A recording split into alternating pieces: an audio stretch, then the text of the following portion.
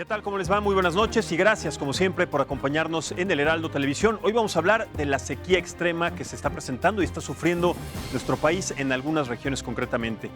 Pero este dato es importante. De acuerdo al monitor de sequía de la Conagua, durante agosto, el 30.7% aproximadamente del territorio nacional enfrentó condiciones de sequía moderada a excepcional y también un registro de déficit de 17.8% de agua. Debido, por supuesto, al retraso de las lluvias, se han generado estos problemas. También diversos estados han alcanzado niveles de sequía extrema, como por ejemplo el estado de Durango, uno de los más afectados, en donde además el gobernador José Rosas Aizpuru se informó que va a solicitar al gobierno federal declarar emergencia por la escasez del líquido vital. Estas que le vamos a presentar han sido parte de sus declaraciones al respecto. Durango vive la mayor catástrofe por las cuestiones climatológicas que no habíamos vivido desde hace años. ¿Cuál es el problema que estamos viviendo hoy? No solo en Durango, en el país, que las lluvias cada día son menores. Hoy el cambio climático ya no es un discurso. Antes pensábamos que eso nunca lo íbamos a ver nosotros, y ahora el cambio climático ya es una realidad, ya nos alcanzó. Y por otro lado, la directora general de la Conagua, Blanca Jiménez Cisneros, informó que aunque las lluvias ya comienzan a presentarse poco a poco, siguen siendo pocas y actualmente 13 de los 20 sistemas de presas de México continúan todavía con volúmenes por debajo del promedio. Vamos a escuchar también sus declaraciones al respecto. Las precipitaciones continúan siendo en promedio un 20% debajo de lo que deberíamos de tener en este momento. En cuanto a las 206 presas principales en nuestro país, tenemos un déficit de más de 10,000 millones de metros cúbicos de agua, es decir, se tienen volúmenes por debajo del promedio en 13 de los 20 sistemas de presas de México. Pero también hay que subrayar que este año la sequía no solo trajo graves afectaciones al campo mexicano, sino que también alcanzó al Valle de México, en donde ante la falta de agua el pasado 4 de septiembre se anunciaron medidas emergentes, así como ajustes en el sistema de distribución de agua potable. La jefa de gobierno capitalino, Claudia Sheinbaum, señaló además que las presas del sistema Cutzamala se reportaron al 75%, por lo que hizo un llamado al uso responsable del agua. Este, que le presentamos también, fue el mensaje que dio al respecto. Y para ello hacemos un llamado a la población para ayudarnos a ahorrar, a hacer un uso más eficiente del agua, particularmente con lo que tiene que ver con el riego de jardines, que representa un consumo muy importante del agua, y si lo hacemos de manera más eficiente, pues vamos a contribuir a que la zona oriente de la ciudad no tenga problemas de desabasto. Muy bien, para analizar este tema tenemos una mesa muy completa, una mesa muy nutrida y además de especialistas. Nos acompaña primero José Narro, él es senador por el Partido Morena y también presidente de la Comisión de Agricultura. Señor Narro, muchas gracias, buenas noches y bienvenido. Maximiliano, agricultura, ganadería, pesca y desarrollo rural. Ahí estamos para servirles en el Senado. Muy bien, muchísimas gracias, bienvenido. También está con nosotros Juan Carlos Ramos, él es subgerente de pronóstico a mediano y largo plazo del Servicio Meteorológico Nacional. Muchísimas gracias y bienvenido. Muchas gracias, Maximiliano, por tu invitación. Al contrario, gracias. Está también con nosotros Carlos Blackler, él es presidente de la Unión Nacional de Cañeros, a quien también le doy la bienvenida. Carlos, muchas gracias. Maximiliano, gracias por invitarnos a esta mesa. Al contrario, un placer, bienvenido siempre. Y finalmente, saludo también y presento con mucho gusto a Ismael Hernández. Él es diputado federal por el PRI y también exgobernador del estado de Durango. Muchas gracias, diputado, y bienvenido. Maximiliano, gracias por la invitación. Al contrario, muchas gracias. A ver, vamos a empezar con este tema. Sí, son evidentes las afectaciones, sobre todo en pronósticos de clima para estos proyectos del campo en nuestro país. Vamos empezando a hablar del presupuesto. En el presupuesto que se tiene contemplado, que se tuvo contemplado para este año, ¿consideran que es suficiente lo que se daba o lo que se otorgó para tratar de evitar estos problemas de sequías en nuestro país, señor Narro? Bueno, queremos comentarte que la sequía, aunque se ha agudizado más en el centro norte del país, es una sequía general en todo el país. O sea, también el sureste, el sur-sureste tiene problemas de sequía. Hay problemas graves en San Luis Potosí, en Zacatecas, en Coahuila, en Chihuahua, en Durango. En el caso de los productores de San Luis Potosí, de la caña, tienen problemas serios, una pérdida prácticamente del 40% de la producción. Y en el campo algo muy importante son los tiempos. Hay tiempos para la siembra de los productos, hay tiempos para para sembrar el maíz y el frijol. Generalmente las fechas de tiempo de siembra andan entre el 20, 24 de julio de cada año. Se amplían los plazos de siembra hasta el día 8 o 10 de agosto de cada año. Durante este periodo, las lluvias han sido altamente irregulares. Este año es un año niño, es un año de sequía, es un año en donde ahora llegan algunas lluvias fundamentalmente fruto de los ciclones, más que fruto de las lluvias naturales. Este año es un año que tiene que ver con el calentamiento global y que tiene que ver con todo el fenómeno de la distorsión que ha habido en el tema climático. Y bueno, es claro que los recursos han sido insuficientes. Nosotros luchamos porque una bolsa de recursos que tenía el gobierno federal de 9.000 millones de pesos, donde estaba el tema de los seguros, se pudiera gastar. O sea, había una bolsa que tiene que ver con el gasto productivo y el gasto para evitar los riesgos de precios. Por eso era el gasto en coberturas, riesgo de enfermedades, por eso el gasto en Senacica, riesgos a heladas y sequías, por eso el pago al seguro catastrófico, riesgos al problema de la sequía en la ganadería, por eso a través de la la Confederación Nacional de Asociaciones Ganaderas se hizo el pago para la cuestión de los seguros. Pero esto fue gracias a la lucha que algunos dimos, que ese recurso que prácticamente, aunque existía en el presupuesto, hay que decirlo, estaba casi congelado, se pudiera autorizar por parte de Hacienda. En primer lugar, gastar los subejercicios que había en la Secretaría de Agricultura, y una parte de esos subejercicios eran estos recursos que al final han sido utilizados. Pero aunque han sido utilizados, son insuficientes. Este año deberíamos de haber tenido un presupuesto. Si consideramos el presupuesto del 18 más la inflación, sin pedir un peso más, nada más el puro presupuesto del 18 más la inflación, el presupuesto año debería haber sido de cerca de 84.000 millones de pesos. Este año el presupuesto que tenemos es de 64.000, casi 65.000 millones de pesos. O sea, significa que tenemos un una cuarta parte menos aproximadamente. De un 20% menos. Correcto. Y entonces es claro que, y el presupuesto que más se vio lesionado es el presupuesto productivo, el del gasto productivo, y el presupuesto que está orientado a atender el tema de los riesgos, como es estos casos que estamos comentando. Correcto. Estamos tocando primero esta parte porque el señor Narro marca puntualmente conceptos muy importantes sobre las consecuencias del calentamiento global, que ahorita en un momento con Juan Carlos Ramos estaremos tocando ese aspecto, pero para seguir enfocados en la parte del presupuesto y también en la parte sobre todo de la distribución de este presupuesto. Usted, señor diputado, tuvo la oportunidad de gobernar uno de los estados más afectados, Durango, y no este año, sino en años anteriores, en administraciones anteriores, precisamente por la sequía. ¿Considera usted entonces, está de acuerdo con lo que dice el señor Narro, considera que sí es insuficiente este presupuesto? ¿Y por qué se ha reducido? Yo creo que el presupuesto es un empobrecedor presupuesto para el campo.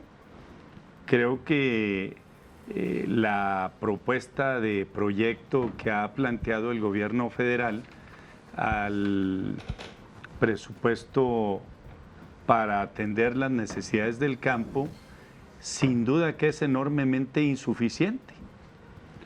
Hay temas fundamentales que coincido, por supuesto, con Pepe Narro al comentar del asunto del cambio climático, cómo está afectando y cómo efectivamente en todo se está resintiendo. Y creemos que el presupuesto que se logró para este año se dio una lucha de varias organizaciones y lo comentaba Pepe y los que estuvimos en la Cámara de los Diputados, pues logramos una reasignación que fue enormemente insuficiente. Y la propuesta de proyecto de presupuesto que llega para el 2020 pues viene siendo como si fuera el tiro de gracia al campo mexicano. Verdaderamente un 30%, 32% en números reales de lo que acontece a partir de lo que impacta de la inflación, pues el proyecto sería desaparecer, de hecho, todos los proyectos que generen productividad en el campo no van contemplados en términos reales. Yo le comentaría, desarrollo rural va un 98.7 menos, apoyos para la comercialización va un 98.1 menos, fomento a la agricultura va un 96.2 menos. A ver, esas cifras, señor diputado, son alarmantes. Es prácticamente el total. Desaparecer todo lo productivo en el campo y mandarlo a programas sociales, que además nosotros no estamos en contra de los programas sociales que propone el señor presidente a través del secretario de Hacienda, pero evidentemente pues no podemos descuidar un tema fundamental de nuestro país. Si hoy tenemos una balanza comercial agropecuaria positiva a partir de hace 2, 3 años, pues evidentemente estamos frente a un riesgo, por ejemplo, en sanidades, en inocuidad, que es un tema fundamental para nuestras exportaciones de lo que produce el campo, pues estamos desatendiendo un asunto que se ha tardado muchos años en ir blindando y limpiando regiones completas en el campo que nos permitan tener el estatus a nivel internacional para que nuestros productos puedan ser comercializados en dólares, en euros, en diferentes monedas en el mercado. En el mercado internacional, ¿qué creo? ¿O qué creemos nosotros? Que al señor presidente, su equipo de trabajo que tiene en la Secretaría de Agricultura y su equipo de trabajo que tiene en la Secretaría de Hacienda no le ha informado lo peligrosísimo que sería y los graves riesgos que el campo tendría si no lo apoyamos en el tema de la productividad. Correcto. Si me permites un momento, Carlos, senador Narro tiene el derecho de réplica precisamente porque usted forma parte del Partido Morena y además también de la Comisión de Agricultura que está señalando el diputado Hernández y que además es una clara alteración y una clara laceración, si le puede decir así, al campo mexicano. ¿Qué opina entonces usted sobre lo que declara el diputado de los programas sociales que sí están dejando fuera también y que están provocando desmantelamiento de los recursos para el campo? Bueno, había que señalar que en el programa del presidente pues, se le ha dado prioridad al derecho al bienestar a los habitantes, sobre todo en las zonas rurales. Pero bueno, el campo es indispensable para nuestro país. ¿Qué opina al respecto de...? Creo que es muy importante este gasto que permite sobre todo atender a los sectores que han sido desprotegidos durante cerca de 36 años que se aplicó el modelo neoliberal, que los empobreció, los excluyó, los abandonó y los dejó empobrecidos. Es importante el rescate de ese sector. Estamos de acuerdo, y no nomás estamos de acuerdo, hemos luchado, y Mael lo sabe, para lograr que el presupuesto, el gasto social, el presupuesto social es muy importante, pero no hay bienestar si no metes a la gente, si no le incorporas al tema de la productividad. Tú no vas a sacar a la gente de la pobreza solo con gasto social. Pero eso es lo que está haciendo los programas sociales, ¿no? Bueno, luchamos nosotros, presidente, para que se gastara ese recurso que tiene que ver con el gasto productivo que no se estaba gastando. Y hemos luchado para que el gasto... ¿Cómo llegó el presupuesto el año pasado a la Cámara de Diputados? El presupuesto era de 50,000 millones de pesos. ¿Cómo terminó? 64,000 millones de pesos. En esta lucha participaron los compañeros de la CNC, pero también de la Coordinadora Nacional Plan de Ayala y muchas organizaciones más para lograr que el presupuesto se incrementara para el campo. No a los niveles que se requería, porque aunque se dio el incremento, hubo una disminución para este año de cerca de 21,000 millones de pesos. Fue lo que se redujo para este año el presupuesto en comparación al del año pasado. Y en el presupuesto del año que entra trae una disminución de cerca de 19,000 millones de pesos. O sea, en 2 años, 40,000, casi el 50% de la reducción presupuestal para el campo, dándole énfasis al gasto social y dejando a un lado el gasto productivo. Nosotros pensamos que el gasto productivo es importante y es fundamental. ¿Por qué? El gasto productivo te genera trabajo, te genera riqueza social, pero también te genera ingresos, porque al generar riqueza, genera empleo y el empleo genera impuestos. La riqueza genera ingresos para el país.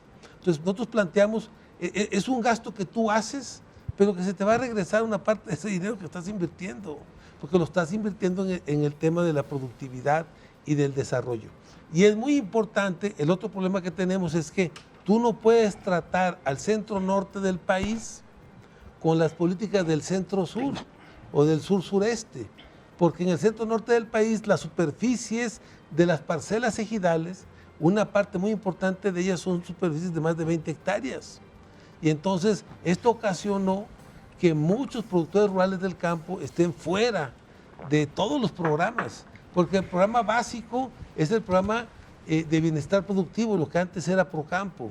Entonces nosotros estamos planteando que es muy importante abrir esa franja, porque en el sur-sureste hay mucho más lluvia, hay una condición climática favorable. En el norte hay poca agua y tú tienes una necesidad de una superficie mucho mayor para lograr tener la productividad y para lograr también sacar los costos de producción que te cuesta hacer los trabajos y tener tus cosechas en el medio rural. Claro, pero también tendremos que pensar que en años anteriores, eso lo analizamos en su momento, que la ganadería también ha propiciado graves afectaciones al cambio climático. El hecho de tener serias y muchas cabezas de ganado han afectado muchísimo pues, las condiciones climatológicas. Ahora el presidente planteó este tema de Sembrando Vida. Inicialmente vamos por 1 millón de hectáreas. Eso, sin lugar a dudas, es el primer programa serio nacional de reforestación en el país para tratar de amortiguar, de mitigar los efectos negativos del calentamiento global. Ok, ya tocaremos ese punto en su momento. Carlos, ¿estás de acuerdo? ¿Disiernes con lo que se dice? En lo que se discute en las cámaras y el Ejecutivo Federal para llegar, creo que al 20 de noviembre, más o menos, que es la fecha en que debe de aprobarse el presupuesto y darnos cuenta que vamos a tener un presupuesto reducido, ligeramente aumentado por la gestión que hagamos los grupos organizados, los diputados, los senadores, el apoyo que se dé, pero vamos a llegar a que hay una insuficiencia presupuestal. Y en tanto, pues los cañaverales, los maizales, los frijolares, etcétera, ya se secaron. O sea, esa es una realidad que hoy tenemos. En el caso de los agricultores, de la agricultura y de la ganadería, los efectos de la sequía son acumulativos. Este año, como se decía en introducción, hay una reducción de presencia de lluvias. Hubo una llegada tardía de las lluvias a nivel nacional y podemos decir que el 100% de la superficie nacional tiene algún grado de afectación por tardía o por anomalía o por escasez de lluvias. En el caso de la caña de azúcar, que la cultivamos en 15 estados de la República, tanto del Pacífico como del Golfo, el centro y el sureste, observamos una afectación general. Pero particularmente coincidimos en lo que ha comentado el senador Narro y el diputado Hernández Deras, particularmente el noreste, San Luis Potosí, sur de Tamaulipas, norte de Veracruz, en el Golfo, particularmente las zonas centrales de Veracruz, área de Córdoba, cuenca del Papaloapan. Me refiero a temas de donde la sequía ha estado más acentuada.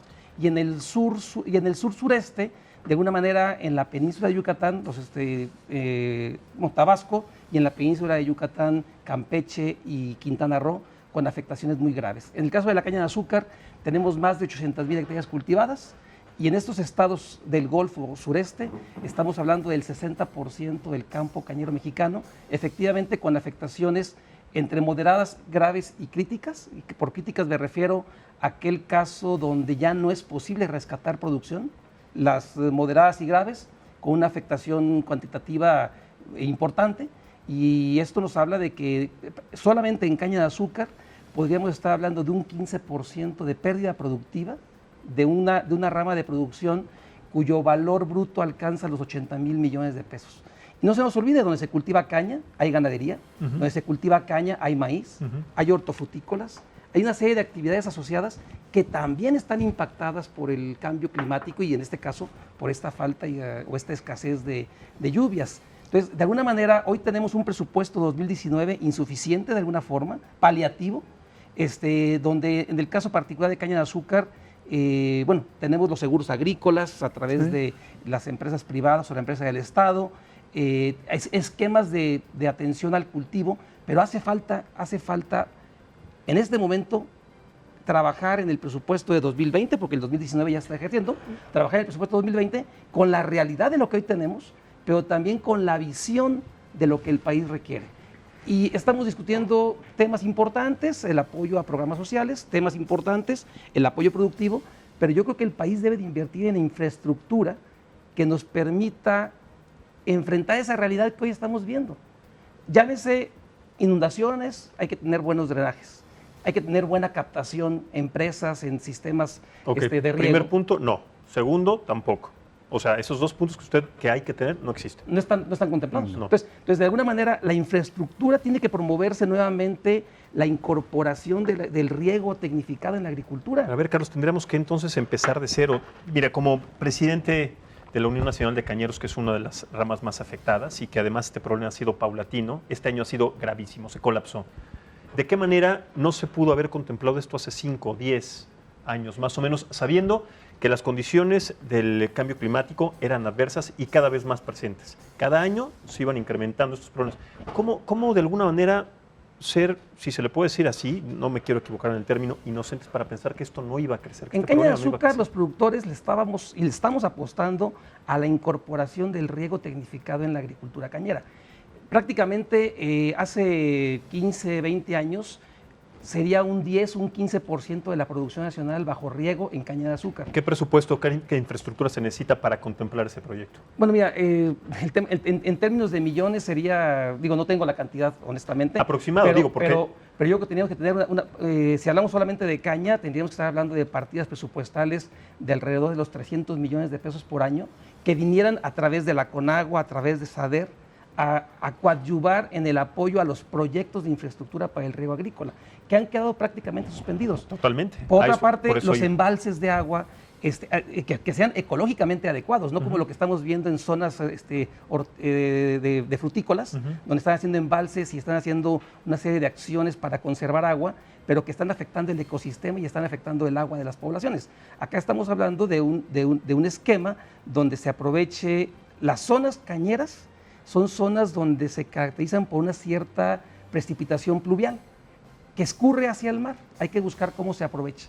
Y de alguna manera se requiere inversión para tecnificar, para hacer presas, para hacer derivadoras, para hacer canales, tuberías que lleven el agua cercana a los predios. Y de alguna manera de ahí, vía bombeos o gravedad, tener el acceso. Se venía haciendo, se venía impulsando. De hecho, en la zona de San Luis Potosí, el tema de riego se incorporó. Pero ahora esta sequía es tan grave que hasta los embalses de agua están secos en este momento. Entonces, aun y cuando, el riego es una solución, mas no es la panacea total, digamos así. O sea, se requieren más acciones.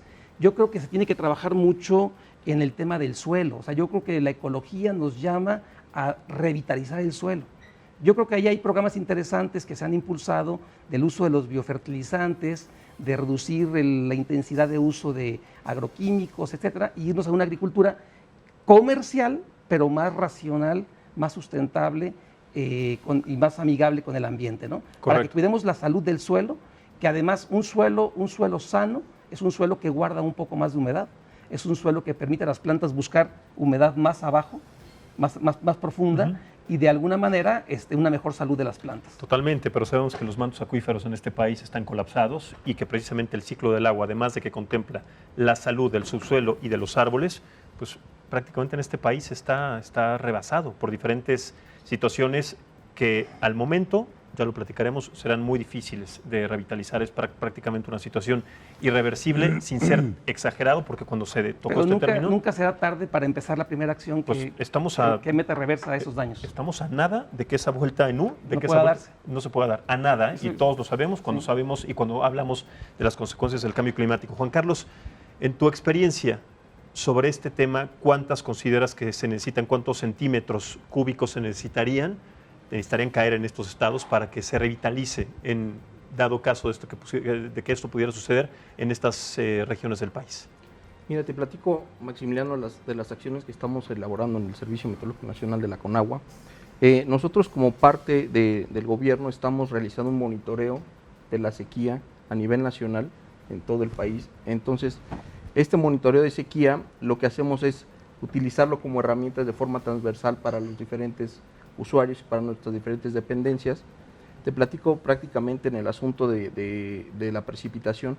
Nosotros hemos tenido en este año una precipitación del 80.6%, que es comparada con la climatología desde 1981 hasta 2010, pues es lo que se ha presentado actualmente, ¿no? De lo que va 80.6% del 1 de enero al 16 de septiembre, lo que hemos tenido registrado, ¿no? Del 84 al 2010. Del 81 al 2010. 81 Esa es la climatología. La climatología es de 565.7 milímetros. Había cierta estabilidad entonces con estos parámetros que nos muestran. Hemos tenido, digamos, algunas recuperaciones en los últimos meses. Por ejemplo, en este mes de septiembre estamos esperando que se recupere el 2.9% de la precipitación. Para el mes de octubre ya tenemos una recuperación del 21%. Nuestros pronósticos nos están dando que es el 21%. Y para el mes de noviembre tenemos un 23.7%. Ese es nuestro pronóstico estacional, donde prácticamente pues estamos viendo cómo se nos está recuperando. Pero la precipitación. ¿no crees que es demasiado tarde? El diputado Hernández de Heras dice que estas lluvias atípicas o atemporales que están fuera de la temporada de siembra, de cultivo, de cosecha, muy cercanos, pues no servirían de alguna manera de nada, o sea, llegarían demasiado tarde. Más allá de que se recuperen, como tú dices, de que se está esperando esta recuperación, creo que ya es demasiado tarde por la pérdida que ellos están manejando. Pero adicionalmente hay un tema, sí puede ser que tengamos la presencia de lluvias, pero son lluvias de alguna manera aisladas. O sea, yo vivo en una región rural de Jalisco y recuerdo hace algunos años, no hace muchos, había lluvias generales en toda la costa de Jalisco, por ejemplo. Y hoy de repente pueden llover 50 milímetros, que para nosotros es una cantidad bastante. Pueden llover, pero llueven solamente en una sola área y a 100 o 200 metros de distancia encuentras un campo totalmente seco. Pasan 15, 20 días y la lluvia cae al revés, ¿no? Digamos. Entonces, de alguna forma, sí hay una anomalía climática que ya no nos permite predecir. Y efectivamente, yo como decía al inicio de mi primera intervención, el efecto en la agricultura de la falta de lluvias es acumulativo.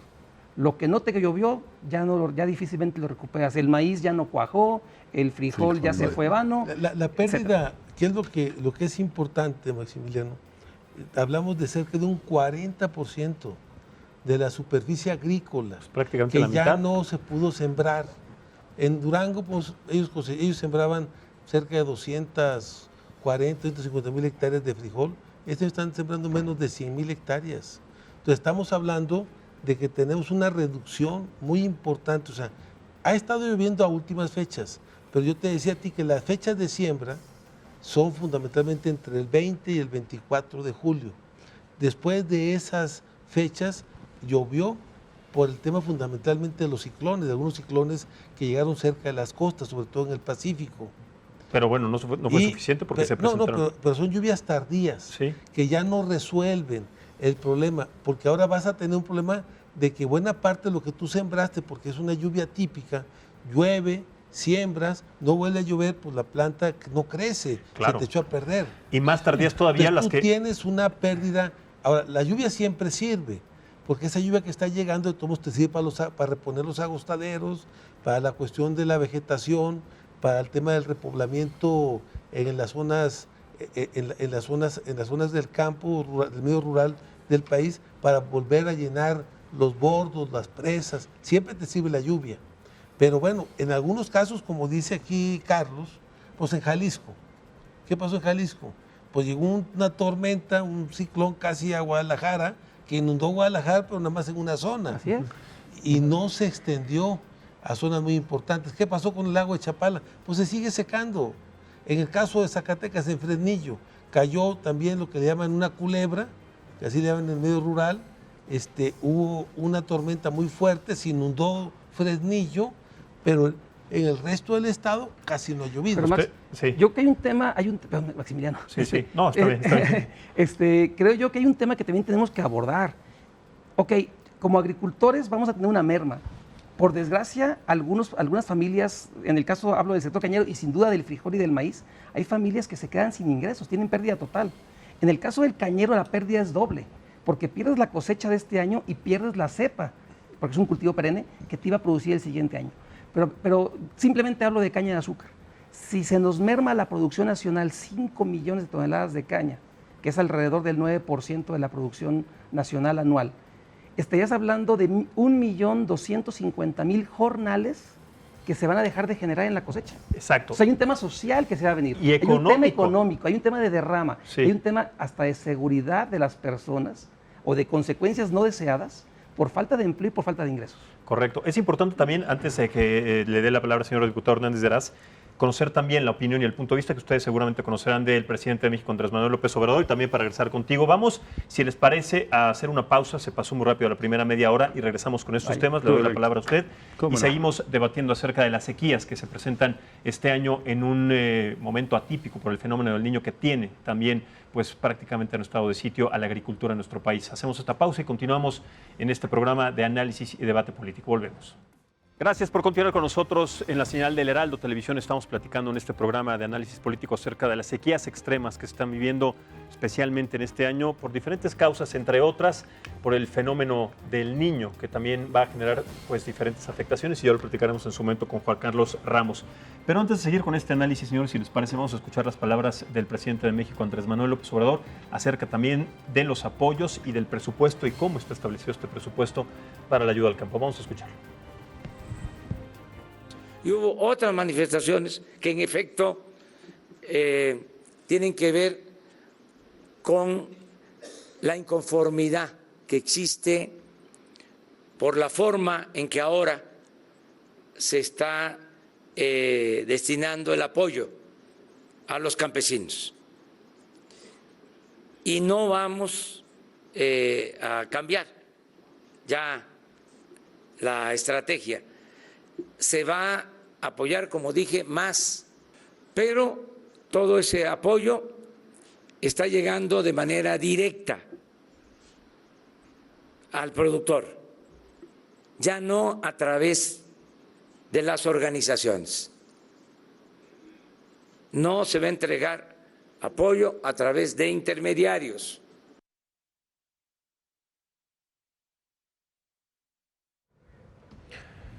A ver, señor diputado Hernández de Heras, ¿es lo más viable? ¿Son correctas las palabras del presidente en este tema? Sobre todo porque varios de estos programas presentaron complicaciones a lo largo de este año. Voy a señalar rápidamente dos. En el 8 y el 9 de agosto, organizaciones campesinas convocaron a paro nacional en diversos puntos carreteros del país por problemas justamente en la distribución de los subsidios para los pequeños productores, y miles de campesinos más en otro periodo protestaron en diversos estados por el retraso de la entrega de fertilizantes. Entonces, considerando y tomando en cuenta las palabras del presidente, ¿es viable?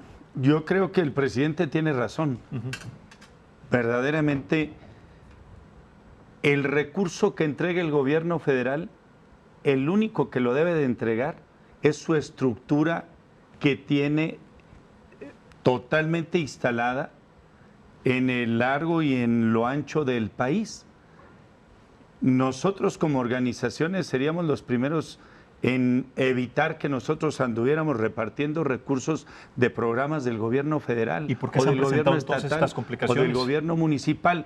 Creo que la información tiene más una intención de identificar algunas circunstancias de algunas organizaciones que pudieron haber tenido, sin duda, algún mínimo elemento en el que no me corresponde a mí ni juzgar ni enjuiciar, de riesgo de corrupción de alguno de sus dirigentes. Pero eso es muy diferente a que a los programas del gobierno federal los entreguen las organizaciones. Creo que ahí no hay ninguna discusión con el señor presidente. Al contrario, nos preocupa a todos que hoy el desmantelamiento de la Secretaría de Agricultura en el país, a partir de la instalación de los superdelegados del gobierno federal, hoy los campesinos, los productores, no encuentran la cercanía con los CADER, por ejemplo, con las oficinas de lo que era Zagarpa anteriormente, que le permitía a cualquier agricultor, a cualquier ganadero, a cualquier productor de todos los niveles en el campo, tener una relación directa precisamente con las instalaciones y con los funcionarios y con los programas del gobierno. Creo que hoy, en una austeridad y ahorro, han dado de baja en la Secretaría de Agricultura, nos comentan sobre 9,000 trabajadores. ¿Qué ha sucedido? Pues ha sido un desmantelamiento de la Secretaría de Agricultura, que hoy es menos operativa y menos cercana a la Secretaría de Agricultura con todas y cada una de las actividades productivas que suceden en el campo. A ver, en esa parte nosotros no tenemos ninguna diferencia con el señor presidente, al contrario, lo apoyamos. Nosotros apoyamos también desde la Cámara de los Diputados los apoyos para la tercera edad. Aprobamos el presupuesto el año anterior para este año de apoyo para la tercera edad, apoyo para los jóvenes que desean estudiar o trabajar o capacitarse en alguna empresa, en alguna organización productiva. Apoyamos para el presupuesto para que haya un impulso a las personas con alguna discapacidad. Pero el tema fundamental en el campo es que creemos que bajar de 65,000 millones de pesos que estaban programados para este año para destinárselos a los programas del campo, bajar para el próximo año a 46,000 millones, en una circunstancia en la que está viviendo hoy el campo mexicano, creemos que se va a provocar enorme injusticia. ¿Por qué? Porque identificamos con toda claridad que no se está atendiendo las circunstancias que están provocando menos productividad en las diferentes regiones del campo. Hoy, por ejemplo, en el ciclo primavera-verano, entre arroz, maíz, trigo y frijol, hay una producción menos que el año pasado de arriba de 1 millón de toneladas, casi 1.100.000 toneladas menos de estos 4 granos que son fundamentales para la alimentación de los mexicanos. ¿De qué manera le está aportando, pues, un presupuesto que estamos descuidando el tema productivo, que sin duda tiene que ver con el agua, que sin duda tiene que ver, como lo comenta Carlos y lo comenta Pepe, pues que estamos descuidando el asunto de la infraestructura que provoca precisamente que no haya una caída en la producción del campo en el país. Nosotros sentimos una grave preocupación y creemos que vamos a tener en la discusión y aprobación de este presupuesto en la Cámara Federal, pues vamos a tener una discusión que esperemos que haya reasignaciones importantes, porque este presupuesto de 46,000 millones se parece al del 2007. Hace 13 años el campo mexicano tuvo este presupuesto con 1,000 millones más hace 13 años. ¿Qué creemos? Que si hay hoy un ingreso adicional por el tema de Medio Oriente, de los asuntos del petróleo, y hay un posible ingreso que le puede impactar a las finanzas públicas positivamente, pues estamos hablando de sobre 60,000 millones que nosotros estaríamos pensando y deseando que cualquier tema que genere ingresos adicionales a los que no lleva el proyecto de presupuesto que nos llegó a la Cámara de parte del secretario de Hacienda, pues sea todo encaminado al asunto de atender al campo que hoy lo requiere tanto. Claro, pero bueno, no hay presupuesto que alcance pronosticar y cambiar el estado del tiempo y el estado del clima en nuestro país y en el mundo. Entonces, en ese sentido, lo más importante, y dado que la materia es prevenir. Claro, es prevenir, pero ¿qué nos espera? ¿Cuál es el pronóstico entonces que se espera en un corto, mediano plazo, para no decir largo, porque bueno, esto ya está prácticamente colapsado, Juan Carlos. Mira, como te comentaba hace un momento, para los meses de septiembre, octubre y noviembre vamos a tener una recuperación. Por ejemplo, climatológicamente para septiembre tenemos 135.5 milímetros y vamos a estar por arriba 2.9%. Para octubre vamos a tener 68.6 milímetros, que climatológicamente es lo que nosotros tenemos, y vamos a tener una recuperación del 21% por arriba de 68.6. Para el mes de noviembre vamos a tener un 26.9 milímetros y vamos a tener un 23.7% de lámina de precipitación a nivel nacional. Todos estos números son a nivel nacional, son porcentajes que nosotros hemos elaborado en el Servicio Meteorológico Nacional de la Conagua. Y bueno, como te comentaba también hace un momento, nosotros damos continuidad al monitor de sequía. Cada 15 días nosotros estamos haciendo este monitoreo. Y pues en este monitoreo lo que hacemos es un análisis de todas las variables meteorológicas, hidrológicas, y vemos su comportamiento, ¿no?, quincenal. Correcto, sí, senador Narro. En algunas de las cosas que se comentaron, todos los programas siempre se han entregado por el gobierno directamente al productor. Los cheques salen de la tesorería de la Federación de hace ya cerca de 10 años directamente a los productores, no pasan por las organizaciones. En algunos casos, como dijo Ismael, algunas organizaciones en contubernio o con acuerdo de algunas secretarías sí entregaban algunos programas, no de la pero siempre estaban los funcionarios ahí. Ahora, ¿ha habido corrupción? Pues sí, pero ha habido igual corrupción en muchos, en los maestros, en la salud, en los medicamentos, en las carreteras, en la obra pública, en Pemex, en la Comisión Federal de Electricidad. O sea, vivimos todavía en una sociedad donde una parte muy importante de la estructura estaba metida en el circuito de la corrupción. No se puede plantear que las organizaciones por sí mismas estaban metidas o están metidas en ese tema de administrar para ver con qué se quedaban. No. O sea, muchas organizaciones tenemos, nuestra organización en la que yo participo, que es la Coordinadora Nacional Pandiala, siempre fuimos oposición. Hasta ahora ganamos. Entonces, ¿cómo siendo oposición íbamos a tener el manejo? O sea, no es tan cierto como dice el presidente. Es claro que él quiere imponer o quiere plantear su modelo de cómo llevar su gobierno. Estamos de acuerdo. O sea, él quiere los apoyos directos, está bien. ¿Cuál es el problema? El 52% del presupuesto es gasto social, el 52% del presupuesto de la SADER.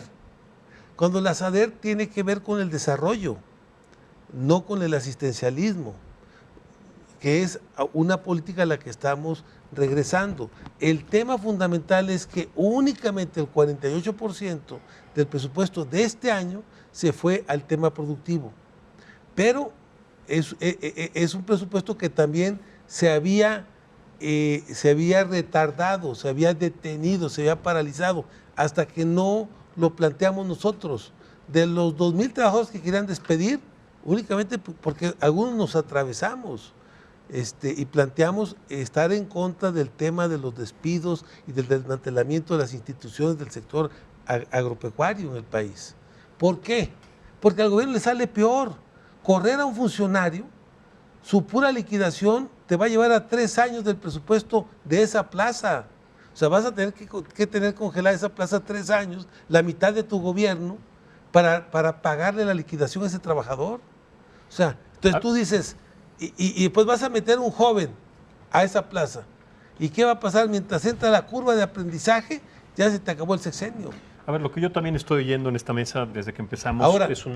pero lo importante, que es el campo, fíjate lo que te voy a comentar, era la segunda fuente nacional de divisas. El campo el año pasado trajo 35,000 millones de dólares al país de divisas, solo por abajo de las manufacturas. Pero el tema de las manufacturas, como los automóviles, una buena parte de la construcción de los automóviles se hacían con productos importados. En el tema de la agricultura y del campo no, prácticamente es producción nacional. Ahora, después del campo, las remesas 33,000 millones de dólares, después del petróleo 26,000 millones de dólares, después del turismo 21,000 millones de dólares, el campo, y estábamos creciendo el campo al 4%. Pero yo lo que entiendo aquí, o sea... Nada más termino, Maximiliano. Sí. Ante esta falta de inversión productiva, ¿qué pasó? Hoy el campo está al menos 3.4%. Sí, sí. O sea, ¿por qué? Porque se dejó de atender al sector productivo del campo. Ok, vamos a apoyar a los que más lo necesitan con la política de bienestar, pero no puedes dejar de atender al sector productivo rural, que es un sector muy dinámico en la economía, sobre todo el sector que está ligado a la agricultura comercial y a la exportación, y que es una fuente importante de empleo y de riqueza para este país. Entonces, ¿por qué decimos? No nada más ese sector, también la necesidad de integrar a ese otro sector productivo al tema de las cadenas de valor, al tema de la productividad, al tema de la organización productiva. No todo es política de dar, si tú no integras a la gente al trabajo productivo y a la creación de valor y de riqueza. Me queda claro. A mí esto que comenta el presidente en este corte que pasaron, estamos totalmente de acuerdo en que el recurso de los programas de apoyo deben de llegar directo al beneficiario, directo a la persona, directo al solicitante. Y la intermediación, como bien señala Ismael, las agrupaciones no intermediamos ningún programa. Lo que somos de alguna manera caja de resonancia, hacemos eco de los programas, facilitadores, y en ocasiones hasta coordinar y organizar a que los productores tengan sus expedientes, tengan el llenado de formatos, que a veces no son tan sencillos de llenar, pero la búsqueda es que llegue el recurso sin intermediarios y que llegue a quien va a ser el beneficiario. El riesgo de esto, creo yo, que a lo que nos puede llevar es a la atomización de los recursos. Entonces, de alguna manera, lo que es programa de bienestar, pues está bien, es individual, llega a la familia, a la persona, hombre, niño, joven, mujer, digamos. El punto es que la parte de programas productivos tienen que ser de manera coordinada y organizada por empresas, sociedades de producción rural, inversiones productivas, individuales, personas físicas o personas morales, que hacen este tipo de proyectos que requieren un impulso por parte del gobierno, que son los programas de apoyo, y que no caminen por la vía de la atomización, porque atomizado el recurso no va a ajustar para nada. Hacer una empresa productiva hay que buscar colectivizar, hay que buscar sumar, hay que buscar ensamblar y efectivamente generar esto que tú mencionas, cadenas de valor. En el caso de la caña de azúcar, es una actividad que se desarrolla, como decíamos, en 15 estados de la República. Estamos involucrados más de 190,000 productores de caña, genera 500,000 empleos directos la actividad. La derrama económica en los municipios cañeros le llega a más de 13 millones de personas que ahí viven. Y de alguna manera es una actividad que no tiene un programa de apoyo específico, tiene un programa nuevo por parte del presidente de la República a través del bienestar, pero sí requiere un programa de atención integral, como hablábamos, infraestructura productiva, sistemas de riego, mejora tecnológica para reducir índices de impacto ambiental, por ejemplo. Y por otra parte también tenemos un tema que son los mercados. Particularmente el senador, el Senado es el área de nuestro país que resuelve los temas de tratados internacionales y en el caso de la caña de azúcar competimos contra importaciones de edulcorantes sustitutos que llegan con precios de dumping. Entonces, no tenemos programas de apoyo, tenemos un tema de sequía muy grave y por otra parte nos inundan con un edulcorante sustituto que nos obliga a final de cuentas a tumbar los precios o a tener que sacar excedentes a precios de remate a mercado mundial. Entonces, de alguna manera, es todo un ensamble de situaciones. Y hay un tema también, senador y diputado, que deberían de analizar y revisar, el régimen fiscal para las personas físicas del campo. Viene una modificación para personas morales, pero el régimen fiscal para personas físicas del campo tiene que analizarse, lo hemos comentado ya en diversas ocasiones, y tiene que buscarse que sea un régimen promotor de la actividad, no un régimen que restringe la actividad del sujeto agrario y lo limita a solamente producir en el campo y lo saca de la transformación y lo saca de la comercialización. A ver, vamos cerrando entonces este tema, diputado Ismael Deraz, sobre sus conclusiones y también para cerrar contigo, Juan Carlos, porque de alguna manera también me gustaría que tuviéramos en cuenta que más allá de lo que se está exponiendo aquí, de las voluntades políticas, de la burocracia, de los programas, del apoyo, del presupuesto, el planeta no entiende de burocracia, no entiende de políticas públicas ni tampoco de presupuestos. El planeta no entiende de esas cosas y el planeta cada vez y cada año que pasa está en un punto para estar prácticamente en el precipicio, en el borde. Me gustaría, después de que el diputado participara con usted, senador, ¿qué se está haciendo desde el Senado para mitigar acciones que se están haciendo para mitigar el cambio climático? Primero con usted y después cierro con el senador. Maximiliano, yo diría, si no hay justicia para el campo, no hay desarrollo en México.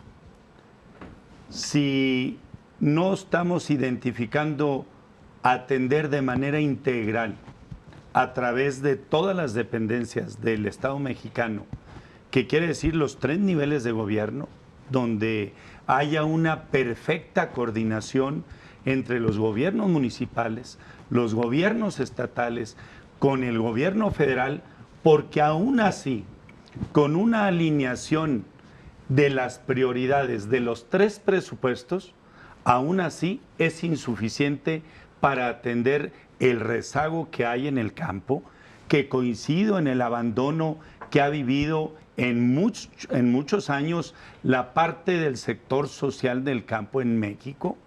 Hay que reconocer que hubo una etapa en donde se atendieron más a los agroindustriales, a los industriales del campo, que a ejidatarios, comuneros y pequeños propietarios, que en esa parte le debemos de reconocer al presidente su preocupación, sin duda.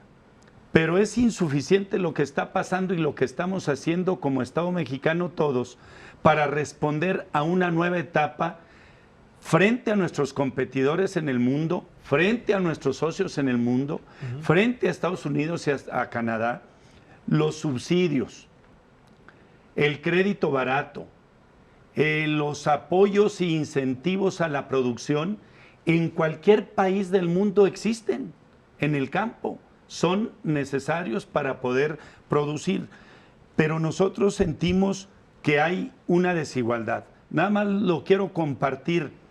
De cada 100 pesos este año que aprobamos en la Cámara de Diputados, de cada 100 pesos que tiene el presupuesto federal, hablo de todo el presupuesto federal, solamente van 6 pesos al campo por cada 100.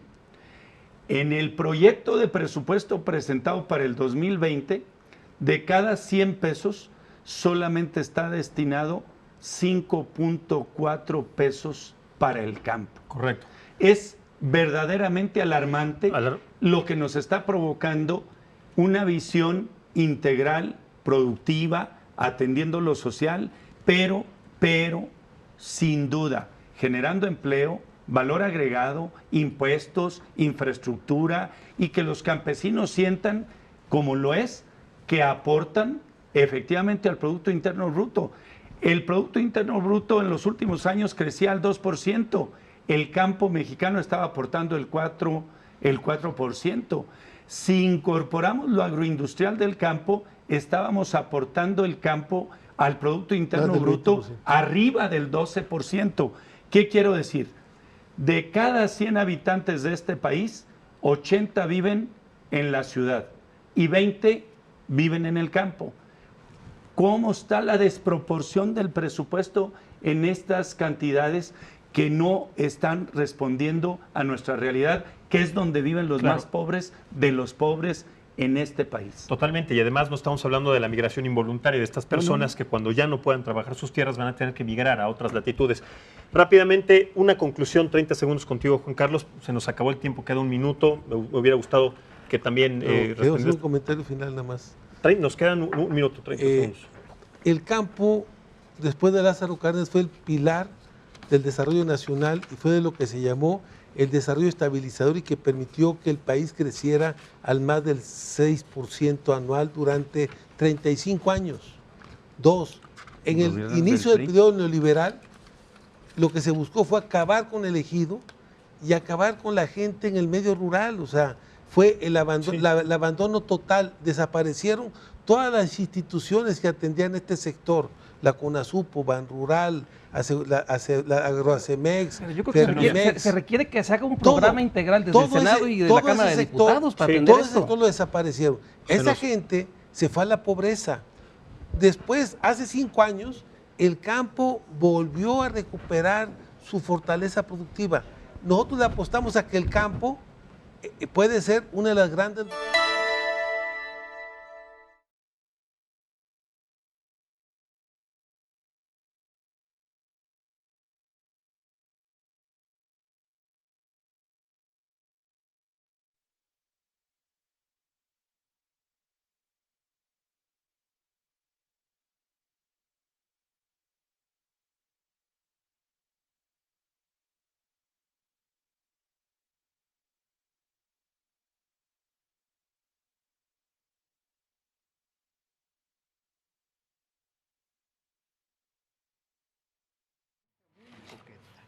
Sí, señor. de como de... Hola, hola. Sí. Vale, sí, señor. Gracias.